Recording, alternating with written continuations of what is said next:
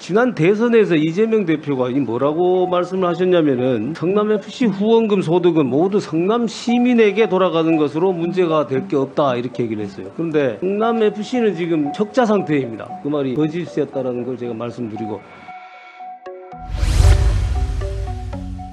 자, 성남FC 후원금 사건에 대해서 검찰이 기소를 했습니다. 자, 이 성남FC 후원금 사건, 그중에서도 두산건설과 관련된 부분만 보더라도 지금 의료용지를 상업용지로 변경해주고 또 용적률을 대폭 높여주고 지금 이런 특혜를 줌으로 인해서 두산건설이 지금 부지 매각 대금만 해도 1,775억 원, 4억을 거기 신축해서 재매각한 이 대금 1,200원 등등 합치면은 이게 또 수천억 원의 특혜를 준 사건입니다. 이 대장동, 백현동에 이어서 또 다른 대형 비리 사건이죠. 자, 이 성남FC 후원금 비리 사건의 구조에 대해서는 어제 제가 대법원 국정감사에서 얘기를 했습니다. 그리고 오늘 전주혜 위원님께서도 이 구조가 박근혜 전 대통령의 제3자 뇌물수수 사건과 동일하다라고 얘기를 했습니다. 그거는 법률가로서 장관님도 동의하시죠? 구체적 사안에 관한 것이고 양쪽 박 전 대통령 사건도 제가 관여한 거라서 제가 뭐라고 말씀드리기가 좀 곤란합니다.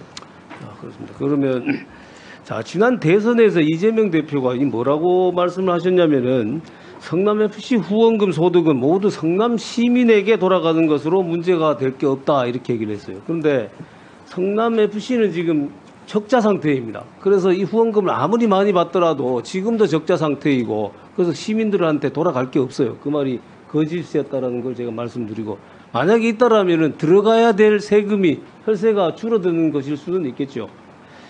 자, 근데 이 반면에 이재명 대표한테는 굉장히 큰 정치적 이득이 돌아가게 됩니다. 자, 이걸 본인도 그렇게 얘기를 했어요. 이걸 운영하면서 내가 얻는 정치적 이득은 성남FC를 운영했더니 참 유능하게 잘하더라. 그래서 더 큰 일을 맡겨도 되겠더라. 이런 내가 정치적 이득이 있기 때문에 이걸 추진하는 것이다. 이렇게 얘기를 했어요. 자, 이렇게 큰 이익이 지금 이재명 대표에게 돌아간 것입니다. 자, 이 구조를 한번 보면은 성남FC가 이재명 대표가 시장이던 2015년부터 17년 사이에 집중적으로 기업들로부터 거액의 후원금을 받습니다. 자, 지금 보면은 두산건설 42억, 네이버 39억 쭉 이렇게 받습니다. 그 다음 연도별로 한번 보면요. 2015년부터 2016년, 2017년 이때 굉장히 큰 금액의 후원금이 들어옵니다. 지금 보면 2014년 그걸 제외한 2014년, 2018년, 2019년, 2020년, 2021년을 보면은 대부분이 다 10억 내외입니다. 2018년에 22억이 된 것은 두산건설이 저때 11억인가를 하는 바람에 그래서 22억이 된 거고, 그걸 빼면은 나머지는 거의가 10억 내외입니다. 그런데 2015년, 16년, 17년에는 40몇 억, 60몇 억이 됩니다. 갑자기 조연도에 특별히 금액이 후원금액이 굉장히 크게 증가한 것입니다. 이것은 결국 뭘 얘기하냐면은 당시에 기업들의 현안이 있었다라면 그 현안과 이 후원금 사이가 무관하지 않다라는 것을 증명해 주는 것이죠. 그리고 이거는 법률상 의미로 얘기하면은 부정한 청탁이 있을 소지가 굉장히 크다라는 것인데, 법무부 장관으로 대답하기는 어렵겠지만 법률가의 한 사람으로서는 어떻게 생각하십니까? 제3자 뇌물 사건 같은 경우 처음 있는 사건도 아니고요. 여러 가지 법리는 이미 우리 사회에 축적되어 있습니다. 거기에 대해서 사실관계를 밝히고 거기서 검찰이 명확하게 법리에 따라서 판단할 것이라고 저는 생각합니다. 네, 지난 9월 30일 날 기소를 했죠. 이 부분에 대해서. 그렇게 알고 있습니다. 자, 기소를 했는데 거기에 이재명, 정진상 등과 공모하여라고 기소를 했다라고 되어 있습니다. 통상 검찰에서 이 정도로 특정할 정도면은 이재명, 정진상 등은 이미 기소할 수도 충분히 있다라는 것이거든요.